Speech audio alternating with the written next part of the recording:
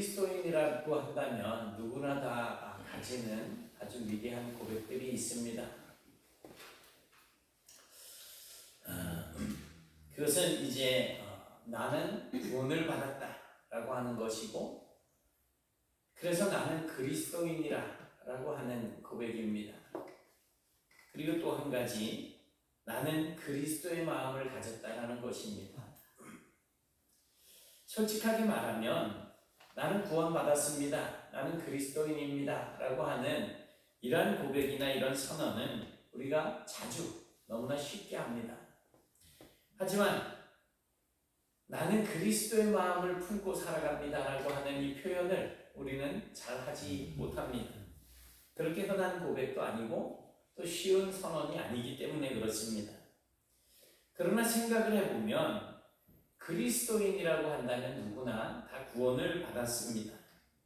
그리고 그리스도의 마음을 가진 사람을 의미하는 것이기 때문에 당연히 우리의 마음 속에는 그리스도의 마음을 가지고 있어야만 되는 것입니다.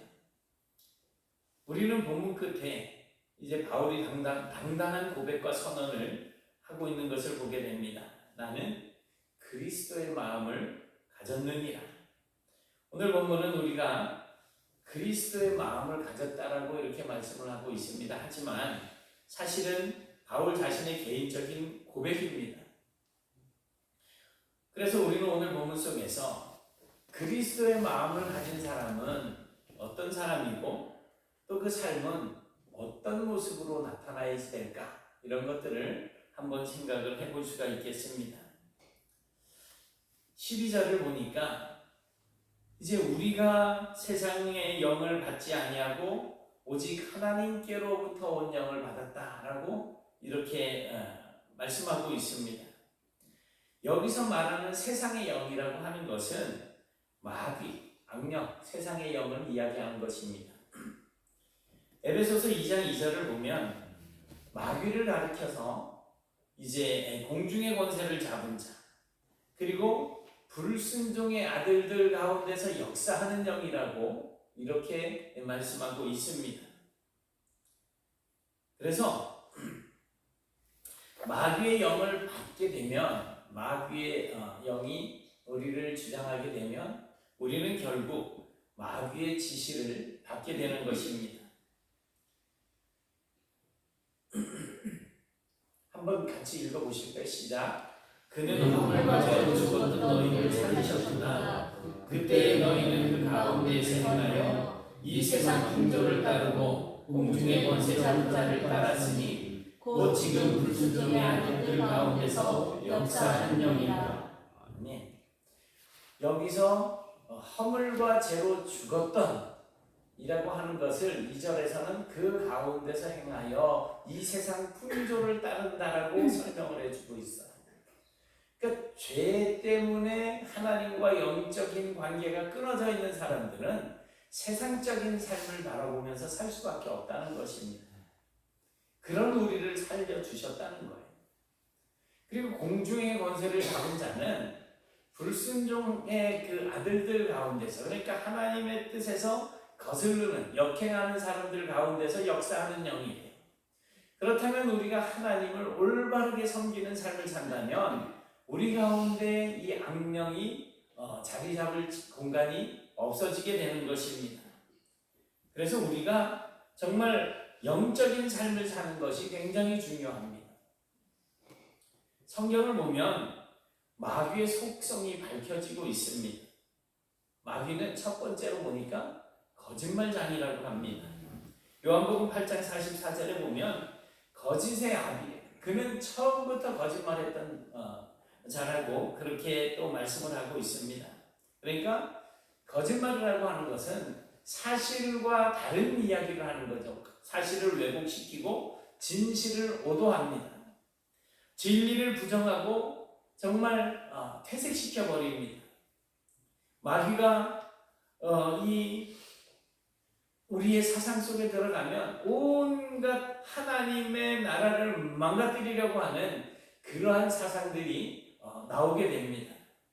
아마 그 대표적인 것들이 어떻게 보면 공산주의 사상인 거고, 어떻게 보면 그거는 기독교적인 내용인 것 같아요. 함께 더불어서 사는 초대교회 그 모습을 보면 딱 공산주의 같아요. 그런데 사실은 아니잖아요. 그 내면을 들여다보면 권력을 잡은 사람들은 잘 먹고 잘 사는데 그렇지 못한 사람들은 굶어 죽는 것이 공산주의. 그래서 공산주의는 사라지고 말았죠. 그래서 사회주의로 바뀌게 됩니다. 그래서 일부 이제 사유재산도 허락을 하고 뭐 이런 어떤 모습들을 가지게 됩니다. 그리고 이제 그들은 정말 이 거짓말을 진짜처럼 꾸며내는 것입니다. 이 마귀는. 그래서 우리의 입에서 거짓말이 나온다? 이것은 마귀의 영이 우리를 사주하는 것이라고 보시면 되는 거예요. 그래서 정말 선의의 거짓말이라고 하는 말이 있죠. 하얀 거짓말 뭐 이런 얘기가 있는데 사실은 그것도 거짓말이잖아요. 그러면 하나님 앞에 그것이 정당한 것이 될 수는 없는 것입니다. 그 다음에 두 번째로 이 마귀는 간교합니다. 창세기 3장에 나타나고 있는 뱀을 이용한 사탄의 이제 그 모습이 나타나고 있는데 뱀은 하나님께서 지으신 들짐승 중에 가장 간교하다. 가장 지혜롭다는 말이에요. 그건 전에도 잠깐 말씀드렸지만 뱀이 왜 지혜로운 동물로 여겨지고 있느냐 하면 혀가 두 개여서 혀가 갈라져 있잖아요. 혀가 하나인 사람도 말을 잘하는데 두 개라고 하면 얼마나 말을 잘할까. 그래서 지혜롭다라고 이렇게 이제 유대인들은 생각을 하고 있는 거예요. 그 간교성에 정말 하나님께서 지으신 아무 흠도 없고 아무 정말 뭐 때도 묻지 않았던 아담과 하와가 넘어갔어요. 그리고 간교한 마귀는 오늘도 많은 사람들을 넘어뜨리려고 우는 사자와 같이 입을 떡 벌리고 이렇게 삼킬 자를 두루 찾아다닌다고 그렇게 말씀하고 있잖아요. 그리고 세 번째로 이 마귀는 헐뜯습니다. 욥기 1장 9절을 보면 이제 사탄이 온 세상을 돌아다니다 하나님 앞에 딱 섰는데 네가 동방의 의인 욥을 봤니? 그렇게 내 앞에서 온전한 사람이 없어. 그랬더니 사탄이 뭐라고 헐뜯습니까? 어찌 까닭 없이 하나님을 경외하겠습니까? 하나님께서 그가 모든 것을 다 누리면서 살 수 있도록 복을 주셨기 때문이 아닙니까? 뺏어보십시오. 이렇게 헐뜯습니다. 그 네 번째로는 이제 아주 난폭합니다. 마가복음 5장에 보면 이제 예수님께서 이렇게 길을 가시다가 거라 사이에 있는 그 무덤 사이에 있는 귀신 들린 사람을 만나게 됩니다. 그런데 이 사람이 어떤 모습을 가지고 있느냐 하면 자기 몸을 이제 막 하도 포악하니까 쇠사슬로 동네 사람들이 묶어놨는데 고랑도 채우고 쇠사슬로 이렇게 엮어놨는데도 그걸 다 깨뜨리고 그리고 밤낮 무덤 사이에서 그냥 소리를 지르고 돌로 자기의 몸을 자해하는 이러한 모습을 보이고 있습니다. 왜 동네 사람들이 그렇게 고랑을 채우고 쇠사슬로 묶어놨겠어요? 난폭하기 때문에. 그 다음에 다섯 번째로 우리가 생각할 수 있는 것은 고린도후서 11장 13절부터 15절 말씀을 보면 이 사탄은 광명한 천사로 자기를 가장한다는 것을 위장한다는 거예요. 우리는 보통 사탄의 모습을 그려보라 그러면 어떻게 그려요? 뿔나 이빨만 날카롭게 막 돼 있고 꼬랑지에 뭐 창 달려 있고 창 들고 색깔은 시뻘겋게 막 칠해가지고 이게 마귀다 이러잖아요. 그런 마귀를 생각을 하니까 사람들이 아주 친근하게 천사처럼 다가와가지고 속삭이는 이 마귀의 유혹에 넘어가게 되는 거예요. 그래서 우리는 영적으로 이것들을 판단하지 않으면 넘어갈 수밖에 없어요. 그래서 마귀는 아주 변장술의 명수입니다. 어떻게 보면 그런 사람들이 아주 거룩한 사람으로 나타날 수 있어요. 흔히 말하는 성자, 또 애국자, 그리고 한 시대를 풍미하고 아주 하는 그런 위인, 그리고 정말 저 사람 믿음 좋아하는 정말 대단한 믿음의 소유자 그리스도인, 이런 모습으로 위장을 하고 나타난다는 거예요. 근데 사실은 끝을 가보면 달라요. 본질적으로 달라요. 이 광명한 천사로까지 위장을 해서 우리에게 온 것은 우리에게 친근하게 다가와서 우리로 하여금 같이 멸망으로 빠뜨리려고 하는 그러한 꾀입니다. 그리고 이제 이사야서 14장을 보면 사탄의 타락한 장면을 볼 수가 있을 것 같이 한번 보실까요? 시작. 너 아시아의 기명성이여 어찌 우리 하늘에서 떨어졌으며 너 얼굴 없은 자여 어찌 우리 땅에 지켰느뇨. 내가 내 마음에 이르기를 내가 하늘에 올라 하나님의 목별 위에 내 자리를 높이리라. 내가 북극 지폐의 산 위에 앉으리라. 가장 높은 구름에 올라가 지극히 높은 이와 같이 같아지리라 하는도다. 보통 이제 사탄을 우리가 루시퍼라고 이제 하는 이름으로 그렇게 부르고 있습니다. 아침의 아들 계명성. 이제 원래 이 사탄도 하나님께서 지으셨던 천사의 장이었었다고 이렇게 이제 설명들을 하고 있어요. 그런데 그가 자신의 아름다움과 그 모든 그런 것들을 동원을 해서 자기 이제 부하들도 있을 거 아니에요? 하나님의 자리에 오르고 싶은 그런 욕심이 생겼던 겁니다. 그렇게 하나님의 자리를 차지하려고 하는 그 교만함 때문에 타락해서 결국에는 그 자리에서 쫓겨나서 공중의 권세를 잡은 자가 되었다라고 하는 것입니다. 그가 그렇게 마귀가 된 거예요. 그리고 아담을 시험할 때도 선악과를 먹으면 눈이 밝아져서 너도 하나님처럼 될 것이다라고 그렇게 꼬드기잖아요. 결국 뭐예요? 하나님처럼 될 것이다라고 하는 인간의 교만심을 자극하는 거예요. 사탄의 마음에 사탄이 가지고 있는 그 품성이 바로 그러한 것들을 가지고 있다는 것입니다. 사실 우리 인간은요, 인간일 때 가장 행복한 거예요. 인간이 하나님이 되려고 해서도 안 되고, 우리나라 얼마나 이 가짜 예수가 많은지 몰라요. 또 인간이 짐승이 되어서도 안 돼요. 요즘 스스로 짐승되는 분들 많잖아요. 집에 고양이 보고 어이구 내 새끼 혹시 안 그러세요? 물론 뭐 그렇게 하실 수도 있는데, 뭐 진짜 어떤 아줌마가 막 개를 이래 갖고 다니다가 사람이 뭐라 그러고 개새끼 어째고 저째고 그랬더니 와 내 새끼한테 욕한다 그러니까 그 할머니가 옆에서 그랬대잖아. 어이구 어쩌다가 개를 낳았어 그래. 스스로 짐승대. 그런 이야기를 하는 게 아니고 정말 뭐 짐승처럼 그렇게 행동하는 것들을 이야기하는 거죠. 그 다음에 마귀의 영이 운행하는 곳에는 온갖 사건과 범죄가 꼬리를 룹니다. 한숨 쉴 틈이 없어요. 살인, 폭력, 마약, 성폭행, 강도, 절도, 온갖 범죄 사건들은 성령이 역사에서는 나타날 일이 없잖아요. 악령이 역사하기 때문에 일어나는 것들이라는 것입니다. 결국 이 악령이 아담과 하와에게 나타났을 때 아담과 하와가 범죄하게 되잖아요. 마찬가지예요.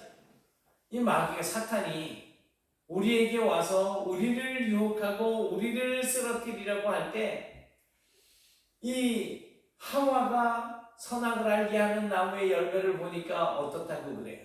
그 나무를 본지 먹음직도 하고 보암직도 하고 지혜롭게 할 만큼 탐스럽기도 한지라 그랬어요. 그러니까 그 유혹에 넘어간 거예요. 정말 그렇게 될 것 같거든요. 솔직히 선악을 알게 하는 나무의 열매를 먹어서 지혜롭게 된다고 한다면 하나님께서 그거 처음부터 아담과 하와에게 먹이지 않았겠어요? 그냥 과일은 과일인 거예요. 우리 뭐는 몸에 좋고 뭐는 뭐 독이고 뭐 이런 얘기, 물론 뭐 좋고 독이 될 수도 있어요. 그런데 이렇게 지혜를 뭐 주고 뭐 하나님처럼 되는 그런 거는 없어요. 한 가지, 하나님께서 그냥 결국 인간이 먹지 못하게 만든 생명나무, 그거는 궁금해요. 그래서 천국에 가면 그 생명나무를 볼 수 있지 않을까? 그런데 실제로 생명나무가 우리에게 있잖아요. 예수님. 어쨌든 간에 마귀는 우리의 범죄를 유발시킵니다. 항상 죄를 짓는 거예요. 그게 마귀가 우리를 쓰러뜨리는 작전이기 때문에 그렇습니다. 자, 생각을 해보세요. 이토록 여러 가지 잔인하고 무서운 마귀의 영을 받으면 어떻게 되겠습니까? 우리가 하나님 앞에 설 수 없는 그런 존재가 되는 거예요. 죄송스럽지만 우리가 집에 가서 읽지 마세요. 자꾸 하나님을 예배하는 것에 있어서 나를 합리화시키고 내가 자꾸 예배하는 그 자리에서 멀어지게 되고 기도하는 자리에서 멀어지게 되고 하는 그런 것들이 가만히 보면 아무것도 아닌 것 같은데 사실은 이 마귀의 장난이라는 거죠. 예전에 한번 제가 친구가 이제 서울로 직장을 이제 가는 바람에 여기 운전학원 이제 운전기사로 있었는데 자기가 빨리 올라가야지 돼서 대타를 못 구하니까 다른 기사 구할 때까지 저한테 좀 해달라고 그래가지고 제가 그 운전학원 운전을 해준 적이 있어요. 그랬는데 그 원장이 주일날 자기네 운전 대회를 서울 무슨 호텔 튼짜들이라는 호텔이 뭐 있어요? 네? 힐튼인가? 하여튼 있어요. 거의 한 30년도 넘은 거 그랬죠. 호텔 하얏트인가? 하여튼 어디로 갔어요. 근데 그렇게 꼬시는 거예요.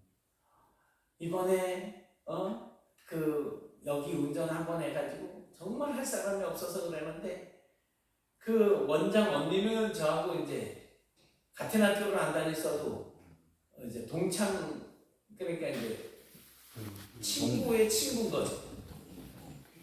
제일교회를 그때 이제 제가 다니고 있었는데 다 알더라고요. 근데 내가 교회도 나갈 거고 막 이래 꼬십니다.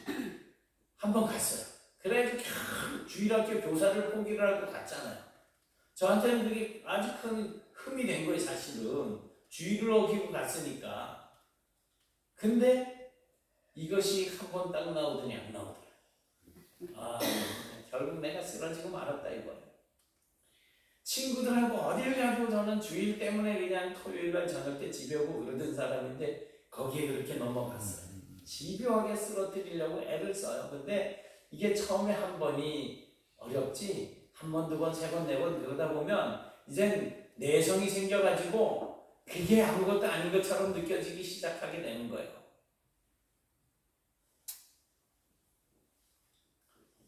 12절에서 바울은 이렇게 선언을 합니다.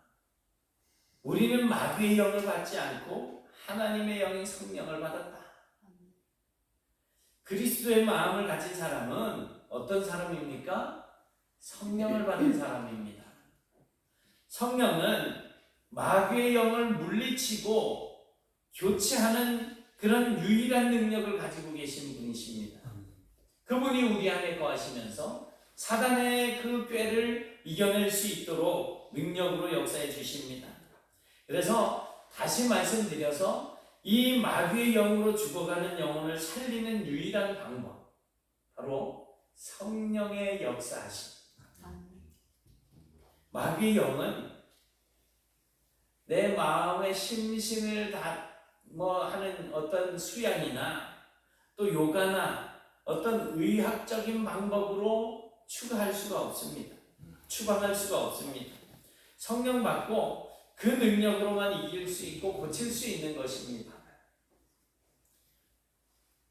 사무엘상 16장을 보면 이스라엘 초대왕 사울이 귀신이 들렸던 사건이 기록이 되어 있습니다.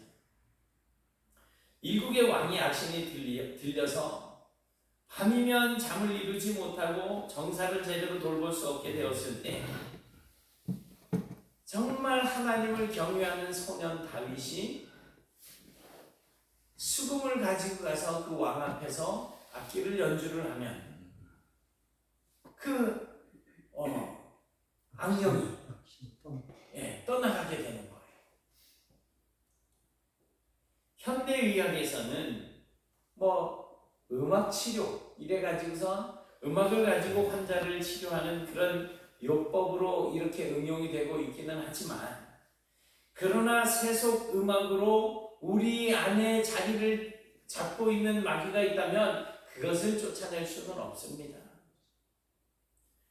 더욱이 귀신을 자극하는 무당 징쟁쟁쟁하는 그런 거 있잖아요. 그리고 이래가지고 피스 이러는 사람들 있잖아요. 이거 사탄을 상징하는 표현이거든요. 이런 음악을 락 음악 들으면서 정말 내 안에 성령이 충만할 거라고 이렇게 생각할 사람은, 그런 사람이 있다면 정말 착각하고 있는 거예요. 오히려 그런 것들은 이 마음을 흥분시키기 때문에 더 날뛰고, 그렇게 날뛰는 그 사람들 심령 속에 더 달라붙게 돼 있어요. 그런 사람들 결국 어디로 갑니까? 마약하러 가고, 또 쾌락을 즐기러 다니고, 온갖 그냥 대마초미 이런 데 빠져가지고 툭하면 연예인들 그렇게 그냥 나오잖아요. 사무엘상 16장 13절을 보면 다윗은 여호와의 신에 감동된 사람입니다. 다시 말하면 그는 소년 시절부터 성령을 충만히 받은 사람이었습니다. 그가 받은 성령의 능력으로 사울의 악신을 내쫓을 수가 있었던 거예요. 단지 악기를 연주했다고 해가지고 그 악신이 떠나갔던 것이 아니고 성령의 역사하심으로 할 수 있었던 것입니다. 지금 온 세상이 이 정말 악령의 역사가 엄청나게 일어나고 있잖아요. 교회를 핍박하고 억압하는 일들이 한두 가지가 아니에요. 이 악령의 세력을 이기려고 한다면 정말로 성령 충만한 사람들이 더 많아져야지 됩니다. 하나님께서 주시는 영을 받은 그리스도인들이 더 많아져야지 되는 거예요. 그러니 이제 우리는 내가 성령 충만한 그런 사람이 되어져서 마귀를 대적하고 하나님의 나라를 확장시켜 나가는 그런 사람이 될 수 있도록 항상 기도에 힘쓰시길 바랍니다. 12절 끝을 보면 하나님께서 우리에게 주신 은혜로 주신 것들을 알게 하려 하신다, 이렇게 말씀하고 있어요. 하나님은 우리에게 수를 셀 수 없는 정말 많은 은혜를 부어주셨습니다. 그런데 그것을 알고 감사하는 사람이 있는가 하면 그게 은혜인지도 깨닫지 못하고 감사하지 못하면서 살아가는 사람들이 있습니다. 그 차이는 뭘까요? 뭐 때문에 누구는 감사하고 누구는 감사하지 못할까요? 그 안에 그리스도의 마음을 담고 있느냐 그렇지 못하느냐의 차이입니다. 은혜를 모르거나 잊어버리는 사람을 우리는 흔히 배은망덕한 놈이라고 이야기하잖아요. 배은망덕한 사람은 어딜 가나 사람 취급을 받지 못합니다.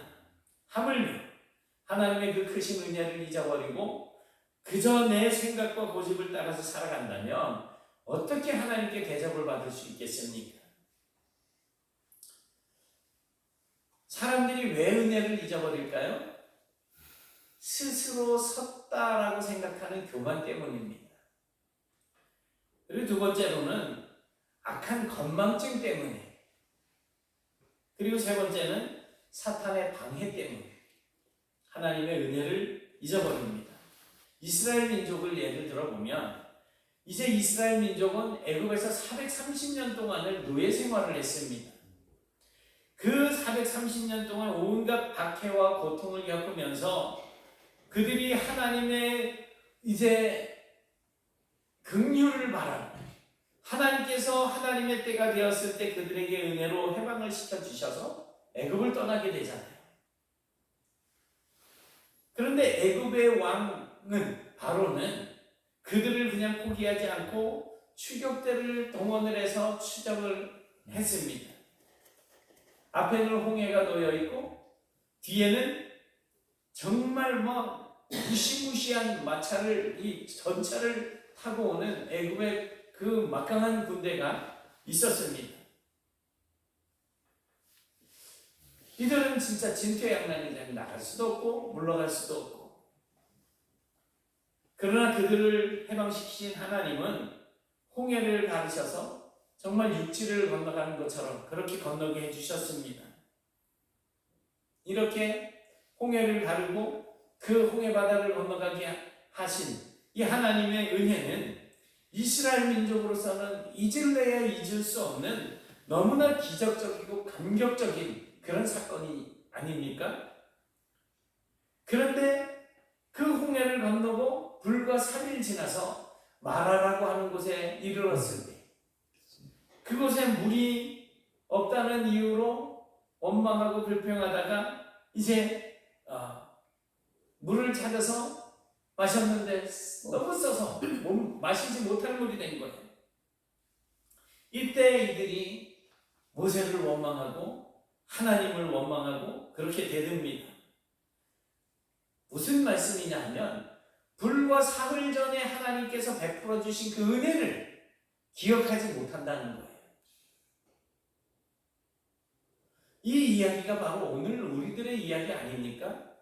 하루가 멀다 하고 원망을 일삼는가 하면 하나님의 은혜를 저버리고 그저 내 생각과 고집을 따라서 내가 하고 싶은 일들을 하면서 살아가는 것, 내 마음대로 되지 않는다고 불평하고 그저 성난 사자같이 그냥 막 언제든지 싸울 준비가 되어 있는 그런 모습들, 우리야말로 그 사흘 만에 하나님의 은혜를 잃어버리고 모세에게 대들던 하나님을 대적하던 그 이스라엘과 다를 바가 없는 겁니다.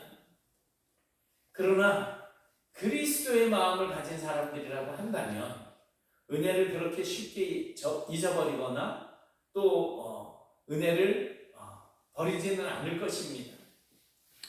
오히려 하나님의 그 크신 은혜를 기억하면서 하나님 앞에 감사하고 많은 사람들에게 이 은혜를 증거하는 삶을 살아가겠죠.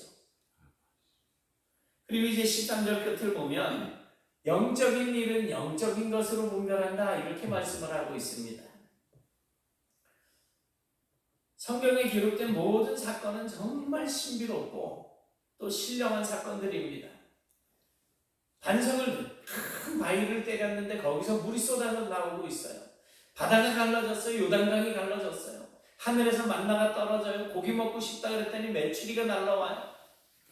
얼마나 많은 이 기적적인 일들이 이스라엘 백성들에게 나타납니까?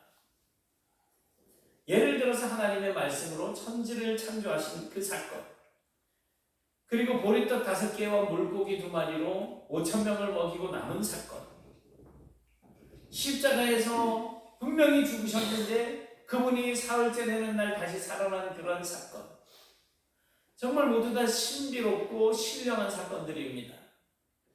그리고 내가 예수를 믿음으로 말미암아서 내 죄가 용서함을 받고 구원받았다라고 하는 이것도 정말 신령한 사건, 영적인 사건이 아니라고 할 수 없습니다.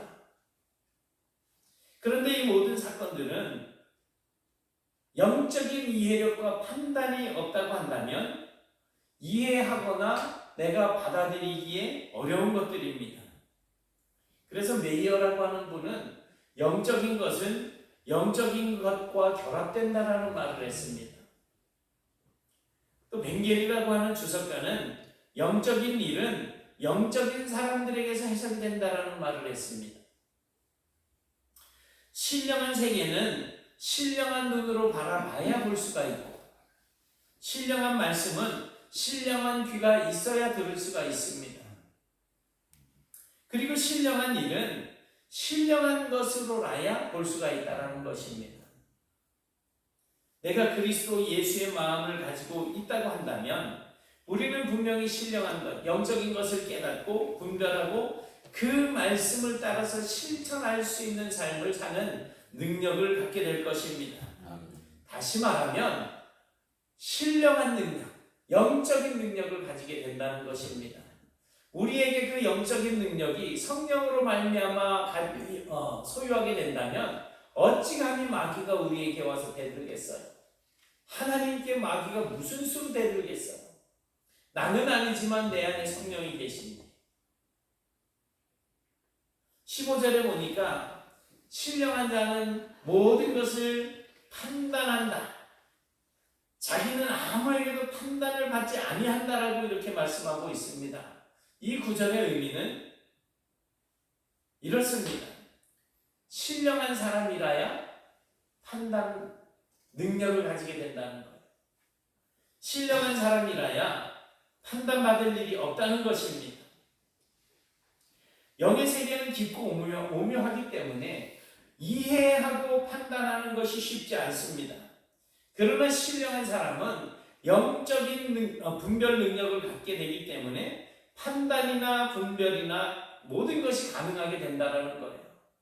가끔 여러분들께서 어떤 인터넷 같은 데 이렇게 돌아다니는 자기가 무슨 천사인 것처럼 해가지고 이렇게 하나님의 예언을 전한다 그러는 사람들 유튜브 같은 데서 보는 경우들이 있을 거예요. 저희는 그런 걸 딱 보는 순간 이런 말이시 이래고서 그냥 확 꺼버린단 말이에요. 그런데 처음 접하는 사람들은 진짜 소돔과 고모라 성에 그 여호와의 사자가 가면서 아브라함에게 알려주고 하는 그런 내용들로 유혹을 하니까 넘어가게 되는 거예요. 분별력이 없으면 그런 줄 알고 난리가 납니다. 그런데 그런 일이 안 일어나고 있잖아요. 왜냐하면 그들이 사기를 치고 그들이 광명한 천사처럼 나타나서 우리를 미혹하는 것이기 때문에 그렇습니다. 그러니 우리가 영적인 분별력을 가지는 것이 굉장히 중요합니다. 육체의 정욕에 묻혀서 사는 사람이나 믿음을 떠나서 사는 사람들은 판단을 받고 정죄받을 일이 많습니다. 그러나 신령한 삶, 영적인 삶을 하나님의 성령에 메인바되어져서 성령의 인도하심을 따라서 사는 사람은 판단받을 이유가 없습니다. 그리고 또 신령한 사람은 함부로 남을 판단하거나 비판하지 않습니다. 이거 우리가 정말 기억하셔야지 돼요. 특히 교회 안에서 이런 일들이 너무나 비일비재하게 많이 일어나고 있다는 게 문제가 됩니다. 내가 신앙생활을 몇 년을 했는데, 내가 이 교회에 다닌 게 벌써 몇 년인데 이러면서 너는 그래서 안 돼. 이거는 아니라는 거예요. 왜 그럴까요? 판단은 크게 두 가지 형태로 나눌 수 있어요. 긍정적인 판단과 부정적인 판단입니다. 운동 경기에서 이긴 사람에게 이겼다라고 판단해주는 것은 긍정적인 판단인 거예요. 축구를 하는데 1대0으로 했어요. 그래, 1점을 얻은 팀이 이긴 게 맞잖아요. 그런데 진 사람에게 이겼다라고 판단해주는 것은 부정적인 판단입니다. 영적인 사람은, 신령한 사람들은 모든 것을 긍정적으로 판단합니다. 그리고 함부로 판단하지 않습니다. 있는 그대로를 바라보는 거예요. 그리고 네 번째로 신령한 사람들은 하나님의 판단을 두려워합니다. 고린도전서 4장 3절을 보면 너희에게나 다른 사람에게나 판단받는 것이 내게는 매우 작은 일이다. 이렇게 말씀을 합니다. 그리고 4절에 보면 다만 나를 판단하실 이는 주시다. 주님만이 나를 심판하실 분이시라는 거예요. 누구도 우리가 다른 사람들을 심판할 권세를 주님께서 우리에게 주시지 않았다는 겁니다. 주님의 판단이 중요한 거예요. 그런데 우리는 주님의 판단은 뒷전으로 밀어놓고 눈앞에 보이는 사람의 판단에만 신경을 쓰는 거죠. 그리고 다른 데는 무관심하고 살아갈 때가 많습니다. 사람들이 나를 의롭다, 깨끗하다, 정당하다라고 판단을 해도 주님께서 우리를 정당하다, 깨끗하다, 의롭다라고 판단해 주시지 않는다면 헛거라는 거죠. 사람이 나를 정죄하고 손가락질해도 주님께서 나를 정당하게 인정해 주시고 나를 의롭게 판단해 주시면 그것이 정당한 판단이라는 거예요. 나는 그리스도의 마음을 가졌다라고 하는 이 바울의 고백이 어떻게 보면 부럽습니다. 그리스도의 마음을 가진 사람이 그리스도인입니다. 로마서 8장 9절을 보면 누구든지 그리스도의 영이 없으면 그리스도의 사람이 아니라고 말씀을 하고 있습니다. 그리스도의 영을 가진 사람, 그리스도의 마음을 가진 사람은 그리스도를 기쁘게 해드리고 그 뜻을 따릅니다. 그리고 바로 예수 그리스도와 깊은 교제를 나누게 되는 것입니다. 예수님의 마음을 담고 예수님의 마음을 소유하는 사람들이 되시길 바랍니다. 그래야 진정한 그리스도인이라고 부를 수가 있는 것입니다. 오늘 우리가 정말 하나님 은혜 가운데 사도 바울의 이 고백처럼 정말로 내가 그리스도의 마음을 가졌느니라, 우리가 그리스도의 마음을 가지는 그런 성도가 되셔서 이제는 우리 네트교회 안에서뿐만이 아니라 제천지역에서, 이 충청북도에서, 대한민국에서, 전 세계에서 네트교회 성도들이 정말로 그리스도의 모습을 우리에게 보여주는구나라고 칭찬을 들으면서 살아가는 그런 복된 성도들이 되실 수 있기를 주님의 이름으로 축원합니다. 아멘. 사랑의 하나님 고맙습니다. 오늘 저희들이 하나님의 은혜를 듣습니다. 이제 우리 안에 성령께서 역사하시며 우리를 항상 주님의 뜻대로 이끌어 주시는 그 은혜를 기억할 때 너무나 감사를 드립니다. 이제는 하나님 우리의 마음속에 예수 그리스도의 심장을 담게 하시고 예수 그리스도의 마음을 가지게 하셔서 오직 하나님의 뜻 예수 그리스도로 말미암아 풍성한 삶을 살아갈 수 있도록 인도해 주시옵소서. 행여라도 교만한 마음 품지 아니하게 하시고 악령에 사로잡혀서 하나님의 뜻을 거스르는 어리석은 죄인된 삶을 살지 않도록 붙잡아 주옵시며 항상 하나님의 말씀에 순복하고 하나님의 말씀을 마음에 담고 하나님의 말씀대로 열매 맺으며 살아가는 저희들이 되게 하시되 주님께서 이 땅에 오셔서 우리를 위해서 이루신 그 십자가의 순환과 또 부활하신 그 능력이 바로 우리의 능력이 되게 하시고 어떠한 악한 세력들이 우리에게 닥쳐온다고 할지라도 결코 두려워하거나 낙심하지 아니하고 주님과 함께 더불어 그들을 물리치고 세상을 변화시켜 나가는 저희들이 되게 하여 주옵소서. 저희들로 말미암아 온 세상에 하나님의 은혜와 평강이 증거되어지고 하나님의 나라가 든든하게 세워져 갈 수 있기를 소원하오며 예수님 이름으로 기도드리옵나이다. 아멘.